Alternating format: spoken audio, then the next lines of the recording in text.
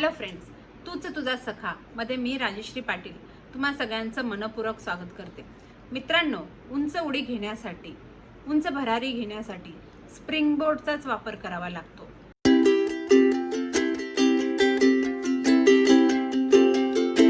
मित्रांनो, आज मी तुमच्याशी ज्या पुस्तकावर चर्चा करणार आहे त्या पुस्तकाचं नाव आहे छोटीसी बात, पालकांसाठी मूलमंत्र. हे पुस्तक राजीव तांबे यांनी लिहिलेलं आहे. थोडंसं आपण ह्या लेखकांच्या बद्दल आधी जाणून घेऊया. राजीव तांबे हे युनिसेफसाठी शिक्षण सल्लागार म्हणून काम करतात. अभ्यासक्रम समितीचे सदस्य आहेत. राष्ट्रीय शैक्षणिक आराखडा पुनरावलोकन समितीचे ते सदस्य होते. अनेक राष्ट्रीय व आंतरराष्ट्रीय परिषदांमधून त्यांनी पेपर वाचन केलेलं आहे. गंमत शाळा या त्यांच्या अभिनव संकल्पनेची निर्मिती त्यांनी केली. तसंच ही शाळाही त्यांची कार्यरत आहे. परदेशातून त्यांची बरीचशी पुस्तकं प्रकाशित झालेली आहेत. अनेक राज्य व केंद्र पुरस्कारांनी त्यांना सन्मानित केलं गेलं आहे. त्यांची एकूण 50 पुस्तके प्रकाशित झाली आहेत आणि ती मराठी, हिंदी, गुजराती व इंग्रजी भाषांमधून प्रकाशित झालेली आहेत. सातत्याने बालक, पालक व शिक्षण यांच्यासाठी त्यांनी लेखन व वेगवेगळे कार्यक्रम आयोजित केलेले आहेत. मुलांसाठी त्यांचे जे कार्यक्रम आहेत ते म्हणजे लेखन कौशल्य कार्यशाळा आणि यशस्वी होऊया.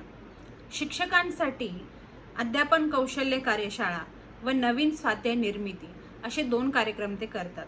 तर पालकांसाठी मुलांचा अभ्यास कसा घ्यावा आणि पालकांसाठी मूलमंत्र असे 2 कार्यक्रम ते घेतात. हे वाचल्यानंतर आपल्या लक्षात येतच आणि लोकसत्तामधूनही बऱ्याच लोकांनी त्यांचं लेखन वाचलेलं असेलच.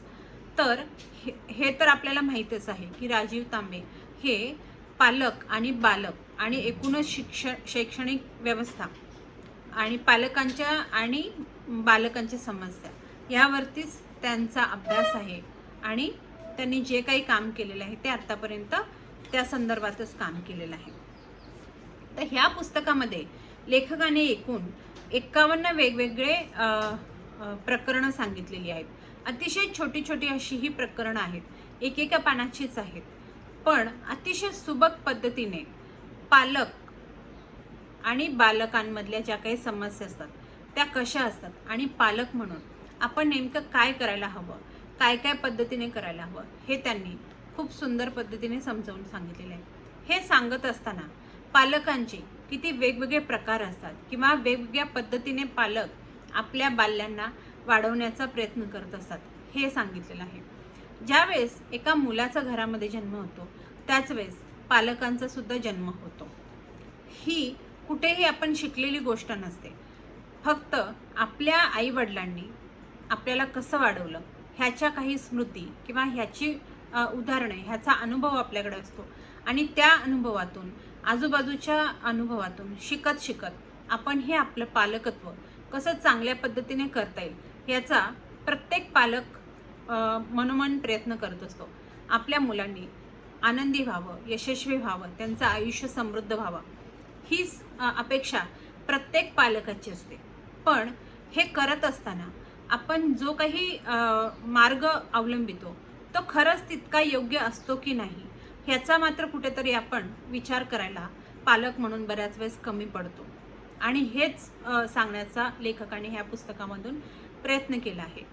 ज्यावेळेस मूल प्रथमतः शाळेत जायला लागतं, त्याची 2.5-3 वर्ष घरामध्ये आईबरोबर किंवा ते छोट्याशा कुटुंबातील वातावरणात गेलेली असतात.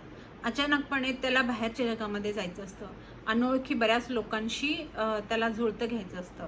तर अशा वेळेस जर आपण थोडंसं अगोदरच त्याला 1-2दा शाळेमध्ये घेऊन गेलो, ती शाळा दाखवली, ही आतापासून तुझी शाळा असणार आहे, इथे तुझे मित्र असणार आहेत आणि तुम्हाला खूप छान छान खेळता येणार आहे, नवीन नवीन गोष्टी शिकता येणार आहेत, असं जर आपण लहान मुलांना सांगितलं तर ते थोड्याशा उत्साहाने, आनंदाने आणि आवडीने शाळेला जातील असं लेखकाचं म्हणणं आहे.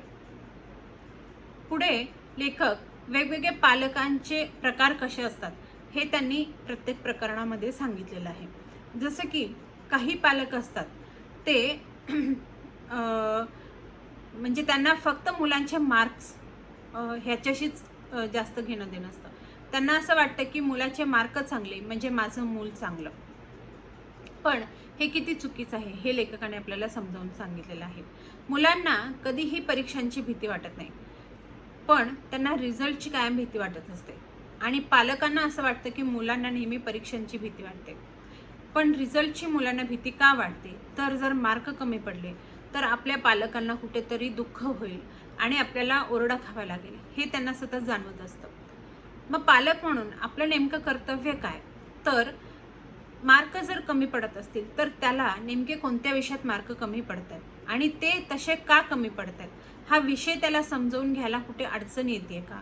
कुठला डेटा त्याच्या लक्षात राहत नाही का? कुठली कॉन्सेप्ट त्याला अजून समजलेली नाही आहे का? म्हणजे बऱ्याच वेळेस आपण असं बघतो की गणिताचा विषय हा आहे, हा थोडासा अवघड असा समजला जातो. पण गणिताचा विषय अवघड का? तर हे आपण स्वतःला पण सांगितलेलं असतं आणि ते मुलांनाही कुठून ना कुठून तरी ते समजलेलं असतं. पण त्याच वेळेस जर आपण त्यांना हे सांगितलं की गणित हा अतिशय सोपा विषय आहे, जर तू त्याचा व्यवस्थित अभ्यास केलास तर गणित इतका सोपा विषय दुसरा कोणताही नाही. इनफॅक्ट मी तर माझ्या मुलांना नेहमी असं सांगत असते की गणित हा एकच विषय असा आहे की त्याच्या आदल्या दिवशी तुम्ही पिक्चर बघून दुसऱ्या दिवशी पेपर देऊन पेपरमध्ये 100पैकी 100 मार्क मिळवू शकता. हे बाकी कुठल्याही विषयामध्ये तुम्हाला शक्य होत नाही, कारण गणिताचा ऐनवेळी पहिल्या दिवशी अभ्यास करता येत नाही. तर त्याच्यासाठी दररोज प्रॅक्टिस करणं. जर तुम्हाला शक्य असेल तुमच्या मुलाला मार्गदर्शन करणं तर तुम्ही नक्की मार्गदर्शन करा. जर तुम्हाला ते शक्य नसेल तर कुठला एखादा एक्सपर्ट किंवा त्या विषयातला जो कोणी तज्ज्ञ असेल त्याच्याकडे मुलाला घेऊन जावा आणि हे समजावून घेण्याचा प्रयत्न करा की नेमकी त्याची अडचण काय आहे. तारे जमीन पे ह्या पिक्चर जर तुम्ही बघितला असेल तर त्यामध्येही आमिर खानने हेच सांगण्याचा प्रयत्न केला आहे की बऱ्याच वेळेस आपण त्यांच्या कृती किंवा ते जे काही त्याला रिॲक्ट होतात फक्त त्याच्याकडे लक्ष देतो आणि सरळ म्हणून मोकळं होतो, त्यांच्यावरती थप्पा ठेवून मोकळं होतं की हे असंच, हा असंच वागतो, हा असंच आहे, हा असंच अभ्यास करतच नाही, हा ऐकतच नाही. पण तो नेमकं हे का करत नाही ह्या समस्येच्या मुळाशी पालक म्हणून तुम्ही जर गेलात तर नंतरचा येणारा बराचसा ताण, बऱ्याचशा समस्या ह्या तुम्ही सोडवू शकता. हे लेखकाने आपल्याला सांगितलेलं आहे. काही पालक आणि त्याचमुळे बालकाचं आणि पालकाचं नातंही कुठेतरी घट्ट व्हायला मदत होणार आहे. त्यामुळे पालकांनी आपला हट्ट सोडून देऊन जर मुलांचे मित्र झाले तर नक्कीच त्यांचं नातं घट्ट व्हायला मदत होईल, हे लेखकाने आपल्याला काही प्रकरणांमध्ये सांगितलेलं आहे. काही पालक असतात ते सतत पोषक गटातले असतात असं लेखकाचं म्हणणं आहे. म्हणजे काय की माझ्या मुलाला हे विटॅमिनच कमी आहे, माझ्या मुलाला हे प्रोटीनच कमी पडलं आहे, तो ही भाजीच खात नाही त्यामुळे त्याला हे मिळतच नाही, त्याला आयर्नच मिळत नाही, त्याला कॅल्शियमच मिळत नाही. म्हणजे सतत त्यांच्या डोक्यामध्ये हे सगळ्या गोष्टी फिरत असतात आणि त्यामुळे ते जे काही त्याला जेवण देत असतात ते जेवण बऱ्याच वेळेस इतकं बेचव असतं की त्या मुलालाही ते खाण्याची इच्छा होत नाही. मग असं न करता तुम्ही वेगवेगळ्या आयडिया वापरून म्हणजे त्यांच्या आवडीचंही तुम्ही द्या, पण त्याचबरोबर त्यांचं भरणपोषण कसं होईल ह्याकडे लक्ष द्या. पण हे करत असताना जो काही अतिरेक बऱ्याच वेळेस पालकांकडून केला जातो तर तो कसा टाळता येईल हे लेखकाने सांगितलेलं आहे. बरेच जे पालक असतात ते मुलांच्या परीक्षा जवळ आल्या की हे टॉनिक दे, हे पेय घे, ही गोळी घे, म्हणजे तुझ्या लक्षात राहील, तुझी मेमरी शार्प होईल, असेही करणारे असतात. मुलांची मेमरी ही अशी कधीही एका दिवसात किंवा एका कुठल्याही पेयाने शार्प किंवा कमी होत नसते. पण हा जो काही ताण स्वतःवरती घेत असतात पालक आणि तोच ताण आपल्या मुलावरती देण्याचा प्रयत्न करत असतात, तर त्यामुळे मुलांना उलट अजूनच दडपण आल्यासारखं होतं. तर असं काही करू नये. जर वेळच्या वेळी नियमित अभ्यास केला, प्रत्येक विषयाला व्यवस्थित वेळ देऊन जर तुम्ही अभ्यास केला तर निश्चितच सगळ्या विषयांमध्ये अतिशय चांगले मार्क मिळवतात. त्यामुळे स्वतःचा ताण तुम्ही तुमच्या मुलांवर विनाकारण परीक्षेच्या वेळेस देऊ नका, असं लेखकाचं म्हणणं आहे. काही पालक असतात ते सतत मुलांची चिंता करत असतात. म्हणजे हा तर अभ्यास करतच नाही, हा वेळेत उठतच नाही, हा गबाळाच आहे, हा असंच आहे, मग ह्याचं कसं होणार, तर मला माहिती नाही हा कसा शिकणार आणि कुठे जाणार आणि कुठे राहणार, कसा राहणार. म्हणजे सतत त्यांच्या डोक्यामध्ये मुलांबद्दल काही ना काहीतरी चिंता चालत असते. तर अशी चिंतातूर पालकांनी नेमकं कसं हँडल करावं हेही लेखकाने आपल्याला समजावून सांगितलेलं आहे. त्याचबरोबर काही पालक असतात ते स्वतःचा इगो त्यांचा इतका मोठा असतो की सतत त्यांची आणि मुलांची जुगलबंदी जुंपलेली असते. तर आपला हा जर आपण मोठे आहोत म्हणजेच काय की आपण जास्त समजूतदार आहोत.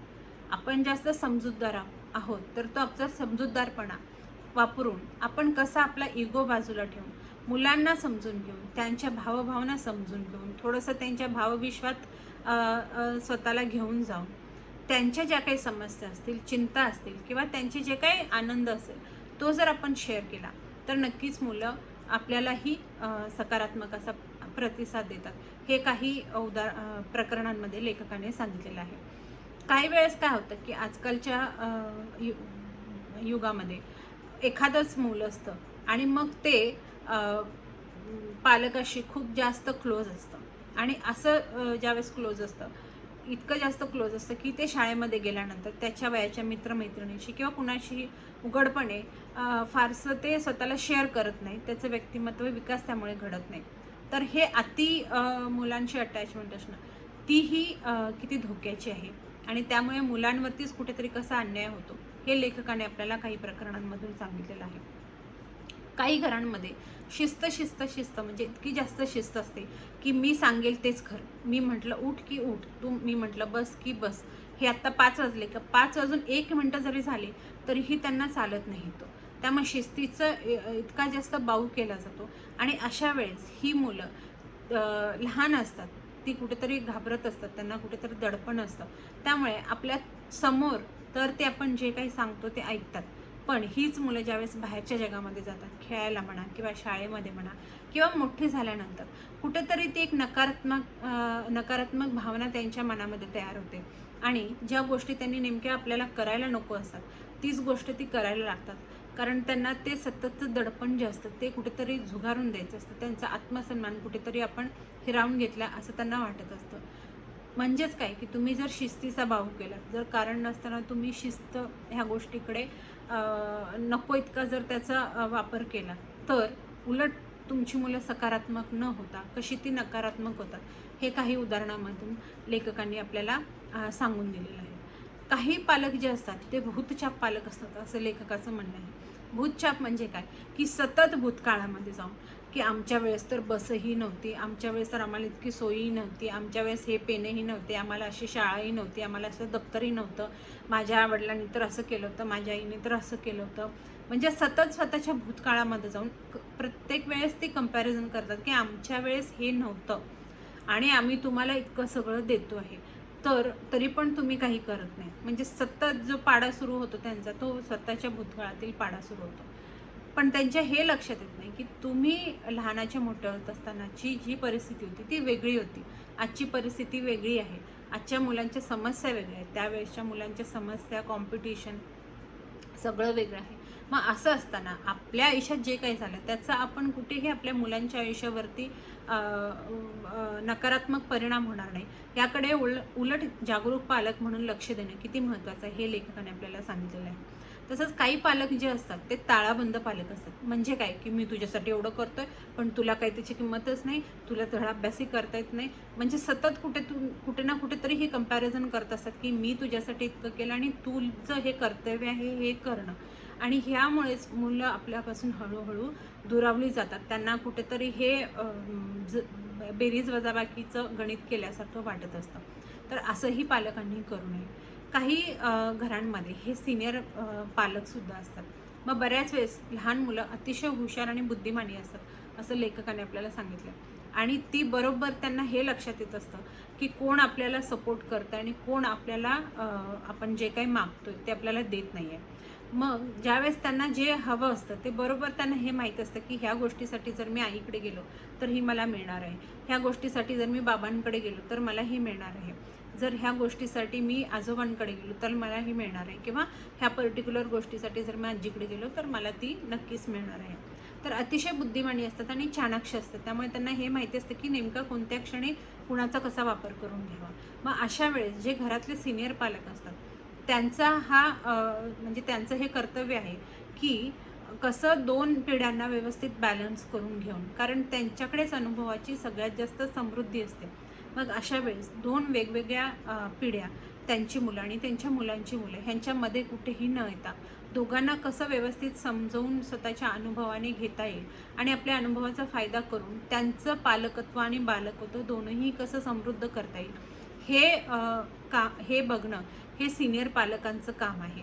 तर ते कसं सिनियर पालक चांगल्या पद्धतीने करू शकतील हेही एका चांगल्या उदाहरणामध्ये लेखकाने आपल्याला सांगितलेलं आहे. काही पालक हे वाचाळू पालक असतात असं लेखकाचं म्हणणं आहे. वाचाळू पालक म्हणजे काय, की त्यांना मला खूप पुस्तकं वाचायला आवडतात, म्हणजे माझ्या मुलांनीही ती पुस्तकं खूप वाचली पाहिजेत ह्यासाठी सतत प्रयत्न करत असतात. पण त्याचमुळे मुलं कशी पुस्तकांपासून दूर होतात हे लेखकाने सांगितलेलं आहे. काही पालक जे आहेत ते सुविचारांचा सडा ह्या प्रकारातले मोडतात असं लेखकाचं म्हणणं आहे. सुविचारांचा सडा म्हणजे काय, की सतत अरे केल्याने होत आहे रे, आधी केलेची पाहिजे, म्हणजे हे असे जे सुभाषित म्हणा किंवा सुविचार म्हणा किंवा कोणतेही काही जे त्यांनी वाचलं असेल, ऐकलं असेल किंवा त्यांच्या जे काही स्मरणातल्या गोष्टी असतील त्या तशा पद्धतीने सांगण्याचा प्रयत्न करतात. म्हणजे त्यांना हे कुठेतरी असं वाटत असतं की आपण हे खूप सुभाषितात्मक बोललो किंवा अशा पद्धतीने बोललो तर मुलांवरती संस्कार खूप चांगले होतील. पण ह्यामध्ये कुठेतरी तुमच्या एका खरेपणाला वाव मिळत नाही आणि कुठेतरी एक आभासी असं चित्र तयार होतं आणि ते मुलांना कधीतरी नकोसं वाटायला लागतं. म्हणजे काही वेळेस साखर खावी पण ती किती खावी, मीठही गरजेचं आहे, तिखटही गरजेचं आहे, जसं आपल्या आयुष्याचं आहे आणि तसंच रिलेशन्सचं पण आहे. तसंच मूल वाढवताना पण त्याला प्रत्येक चवीची माहिती असायला हवी, ह्याची काळजी पालकांनी घ्यावी असं लेखकाने सांगितलेलं आहे. काही पालक हे ढप्पा प्रकारचे पालक असतात असं लेखकाचं म्हणणं आहे. ढप्पा म्हणजे काय, तर ढकलू पालक. म्हणजे कुठे कार्यक्रम असेल, घरामध्ये 4 पाहुणे आलेत किंवा 4 मैत्रिणी आलेले आहेत किंवा कोणीही एक 4 लोक जमलेले आहेत आणि त्याच्यापुढे त्याच्यासमोर प्रत्येक वेळेस ह्या गोष्टीचं प्रदर्शन करणं, की माझ्या मुलाला किती चांगलं संस्कृत येतं, माझा मुलगा किती चांगलं गाणं गातो, माझ्या मुलाला किती चांगलं इन्स्ट्रुमेंट वाजवता येतं. मग प्रत्येक वेळेस हे काढ रे, चल ते गाणं म्हणायला सुरुवात कर किंवा चल तो श्लोक म्हणायला सुरुवात कर किंवा तुला ते बक्षीस नव्हतं का मिळालं ते जर आंटीला म्हणून दाखव किंवा ते त्या मावशीला म्हणून दाखव किंवा ह्या पाहुण्यांना म्हणून दाखवते, पाहुणे खूप मोठे एवढे लांबून आलेत आपल्या घरी. म्हणजे असं सतत आपल्या मुलांना कुठे ना कुठेतरी ढकलण्याचा प्रयत्न करत असतात आणि ते किती चांगले आहेत, आपल्या मुलांकडे किती गुण आहेत हे दाखवण्याचा प्रयत्न करत असतात.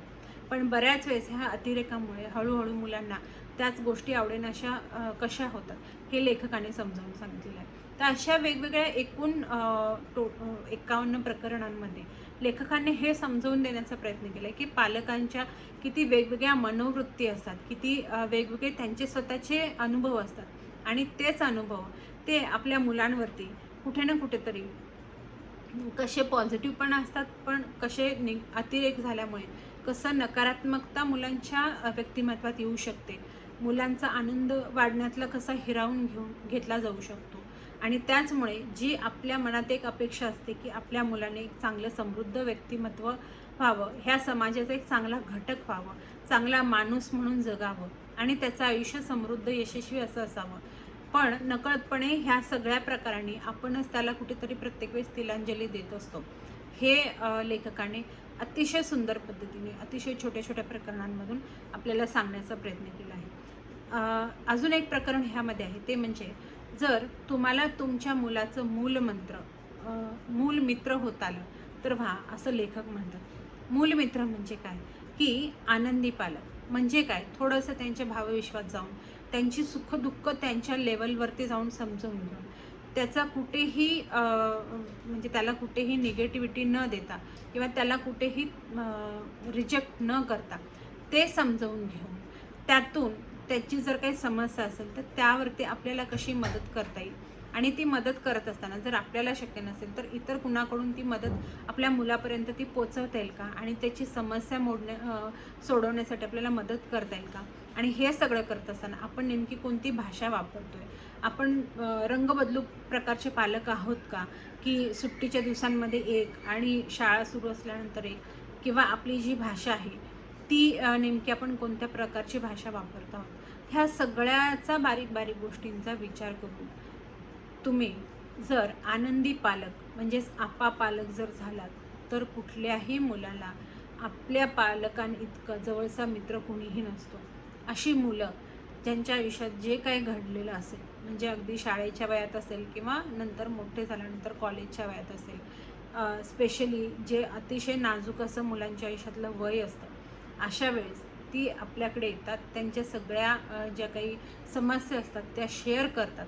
आणि जर आपल्या मुलाची समस्या आपल्याला समजली तर त्याला मदत करणं पालक म्हणून हे आपल्याला सहज सोपं होतं.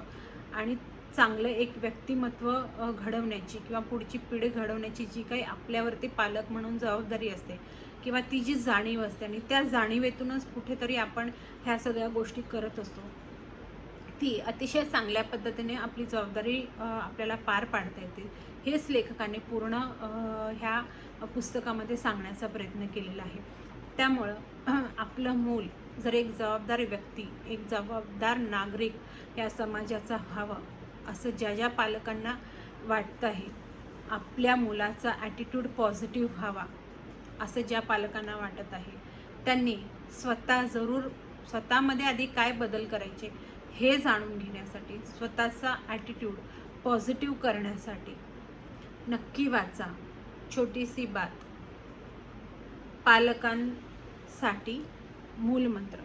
खूप काही शिकता येण्यासारखं आहे ह्यामध्ये मित्रांनो. आणि हे शिकत असताना तुमचं जे काही पालकत्व आहे तेही कसं तुम्ही एन्जॉय कराल हेही तुम्हाला ह्यातून शिकता येईल. आणि ज्यावेळेस तुम्ही तुमचं पालकत्व एन्जॉय कराल त्याच वेळेस जे काही पालक म्हणून हे तुम्हाला जे समाधान एक अपेक्षित असतं ते तुम्हाला नक्की मिळण्यास मदत होईल. हे सगळं मी मित्रांनो मी केलेल्या प्रत्येक प्रयोगशीलतेतनं तुम्हाला सांगत आहे. मी माझं पालकत्व खूप चांगल्या पद्धतीने आत्तापर्यंत एन्जॉय केलं आणि इथून पुढेही करत राहीन. आणि ते जे काही करते त्याचा जो काही मंत्र आहे तो अशाच छोट्या छोट्या पुस्तकांमधून, अशाच छोट्या छोट्या घटनांमधून मलाही शिकता आला आणि मलाही माझ्या मुलांचं आनंदी पालक होता आलं. तुम्हीही तुमच्या मुलांचे आनंदी पालक व्हा. नक्की वाचा छोटीसी बात. थँक्यू.